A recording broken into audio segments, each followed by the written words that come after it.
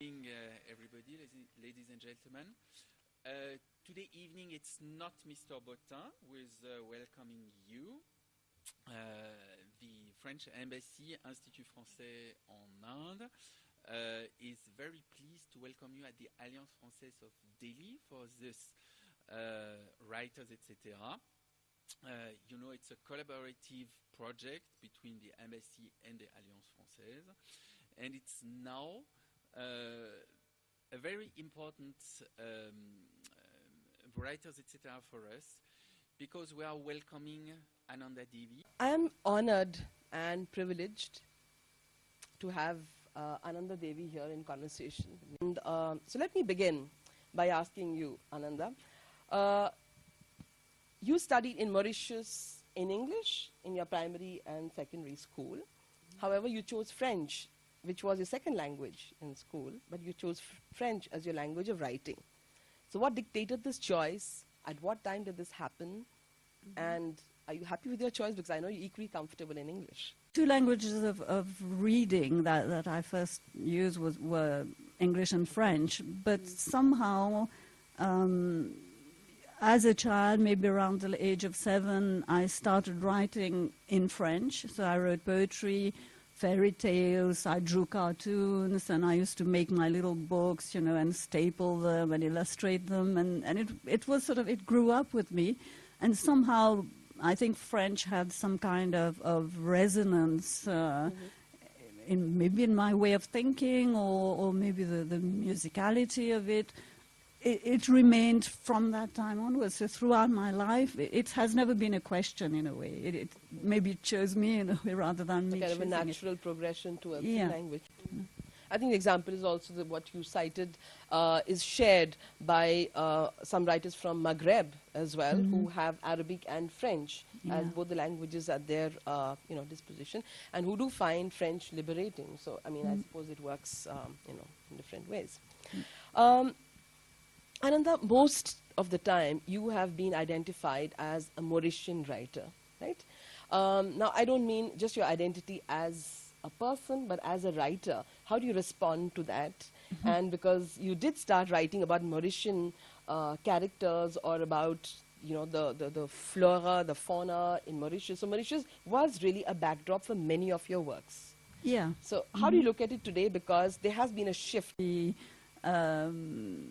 You know, sort of be bounded by any kind of label, and it's complicated because, of course, you're writing as yourself, so you have these identities. I'm not saying that these are not part of me, but what comes out should not have any labels. It should be able to touch somebody from India or somebody from France or somebody from anywhere else in the world, and I think that the need to categorize writers according to their nationality or region or whatever is more sort of to do with maybe publishers finding the place to put you in and from which to publicize your work.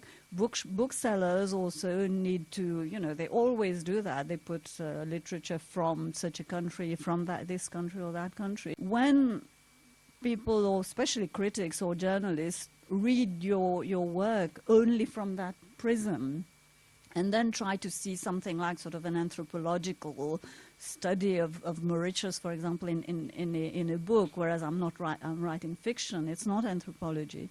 And this can go to some extreme. For example, when Pugly was published, and there's a scene which is completely sort of in a kind of dream or sort of, non-realistic setting. But the choice of Pugly as a title, the fact that you kept that, and Gallimard sort of, kept it as well. What was the reaction in France or in, elsewhere? Because in India, I mean, it's natural. You hear Pugly and you know what that means. I know. Actually, it sound Italian to some people, or any it did sound Italian, and some pronounced it a bit in the Italian way. And this is, just to tell you about the problems of translation.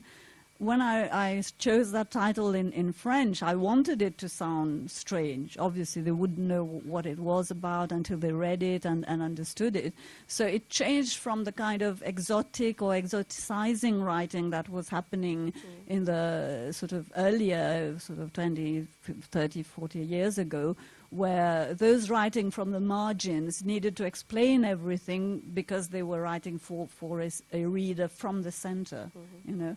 So whereas this has changed very much with sort of, you know, with time, with new generations of writers, where now they say, no, we're writing from our place, so you reader have to make the journey back towards us. And in Pugly, most of the all the titles are in French and Creole, and there are some dialogue in Creole without translation.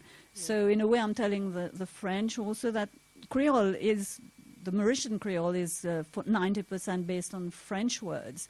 So in a way, if you read it aloud, at some point you have to make the step to try to understand what it is, because it's part of your history as well. But so there was this whole... Your novels is the dark side, also where the characters wear the burden of the Indian identity, you know. So we find that is a recurrent theme in many of the novels, or at least of the first cycle. And so my question would be that would it be possible to write about I'm using the term Indo-Mauritian because again it's very complicated. Diaspora is extremely problematic to me because I feel that 4 generations of, you know, people who lived in another country can't be called the Indian diaspora. They are Mauritians in their own right. Okay. So that's problematic. And to talk of Indo-Mauritians maybe at one level, then maybe that's a better term. So my question is it possible to speak about an Indo-Mauritian character or a family without falling into this trap of this burden of tradition? Because I find that is something that weighs a lot in most of the works, whether it's Wal the Draupadi, whether it is La Fouet, or whether it is in Pugly, or even for that matter in Moi l'Interdite. Yeah, again, yes, the Paradise Island is as much of a myth as you know, everything else that you know, that the Mauritian sort of government promotes tourism, and obviously they have to promote the image of this idyllic tropical island where everybody lives, you know, together. It's sort of a small world, a microcosm of the world in you know, in miniature. But in reality, you know, when you just delve a little bit, you scratch the surface, you know that it's not like that. There's a lot of tension.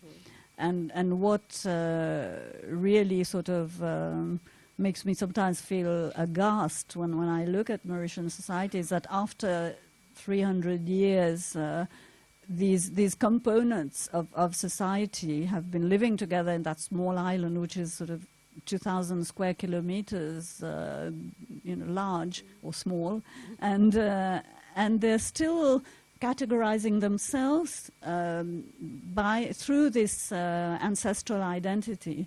Now, I'm not saying that you have to lose it, because I wear the sari. You know, I feel very proud of that component of my identity. But I also know that in my writing, I'm very close also to the writers from the African continent, of course, from the French, you know, sort of tradition of writing. So all this does make up Mauritian identity. Ananda, would you like to read an extract from Sariware or something? Yeah, well, would you like to do? I'll read an extract in French. I apologize for those who don't, but I think this is the voice, and you know, it's good to hear it. And it's the end of a novel that's completely written in the first person by an 80-year-old man who's almost a monster of you know, contempt for women, of violence towards 3 generations of women, and who is on his deathbed. But even on his deathbed, his voice and his personality is so strong that he manages to subjugate or subject the women around him just to his voice and his words, until you know, in the end, they sort of managed to find women and despising them. And it was a very violent sort of voice which was inhabiting me for many months. So in the end, the very final chapter, I give voice back to the women. And what they say is that they're looking at him, he's dead now, and they're looking at him and they think, is that what we were afraid of? Food for worms and maggots? And this is what we were afraid of. And they see him decaying and they're thinking, in a way, he was violent, yes, but they also allowed him, in a way, they allowed him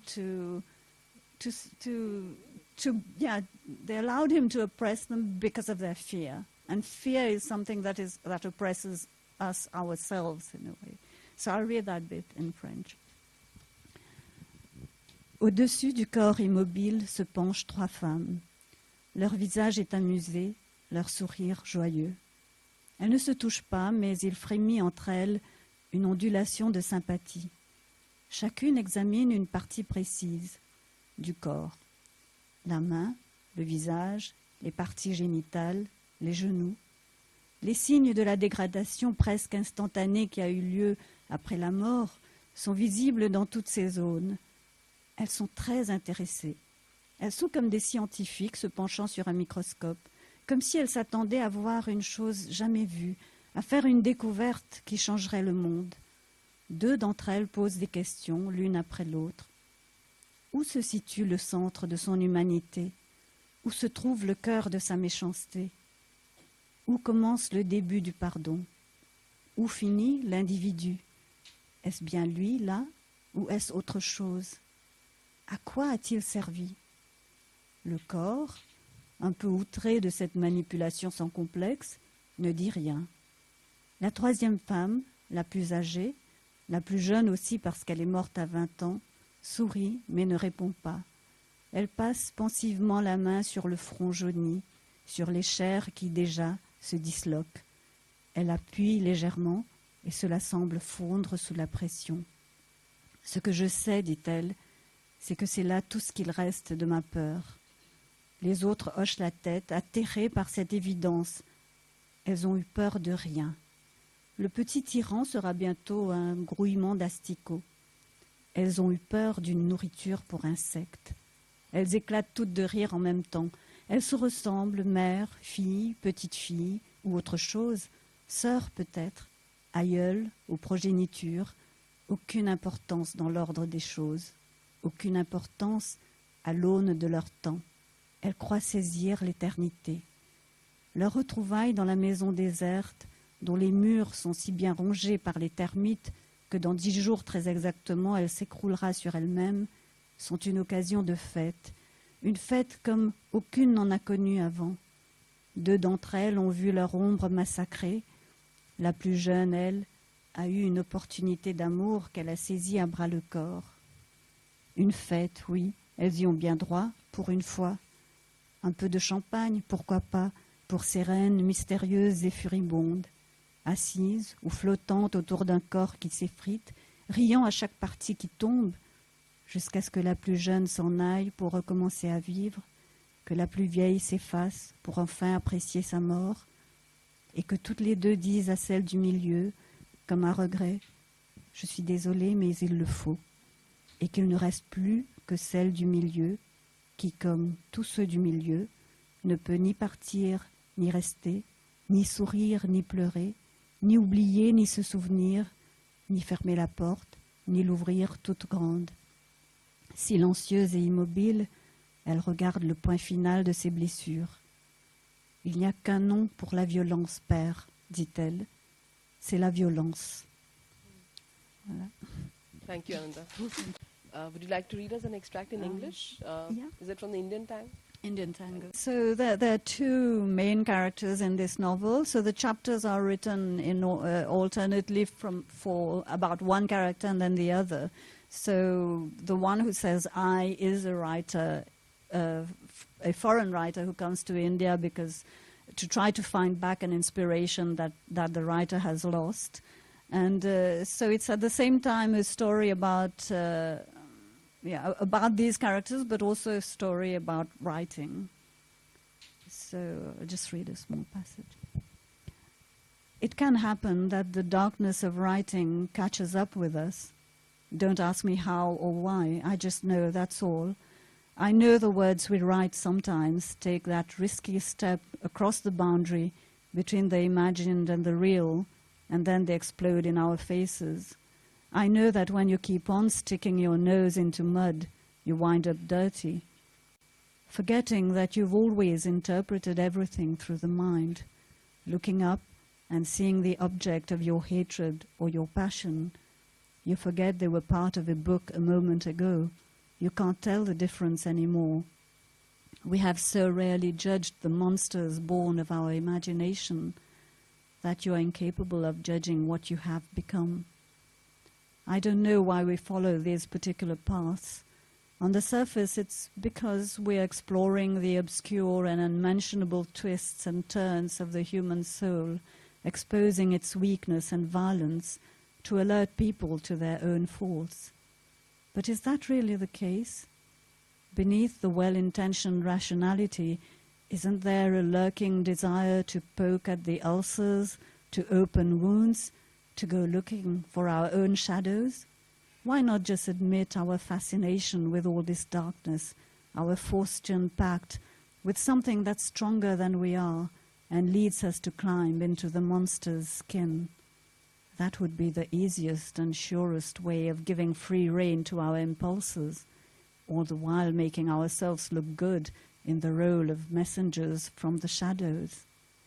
To be honest, I wanted for once to go through the barrier, to live the life of my characters and get right to the heart of myself, to send myself, a person who never puts myself on display, through the mirror of fiction. I found my answer in Bimala. She is at one and at the same time a woman and a character, an image and a reality. I watch her living the way I've watched and followed all my characters, not entirely sure anymore if what I'm living is true or if I'm in some kind of fictional parallel dimension. But I do know that soon, very soon, I'm going to cross the impossible frontier. I'll escape from the page to grab hold of her, and it will be the most brutal, the most burning contact ever. Real life will never offer me such abundance. What will happen to me when I lay hands on her will be so final. There'll be no possibility of going back. I will have conquered death. Thank you. Thank you for all your words about literature, about your life. Thank you for sharing with us this privacy. It was wonderful and very moving. Thank you very much, and thank you for the time with you in Jaipur, in Kolkata. It was wonderful to meet you. Thank you to the audience. I think you have enjoyed it.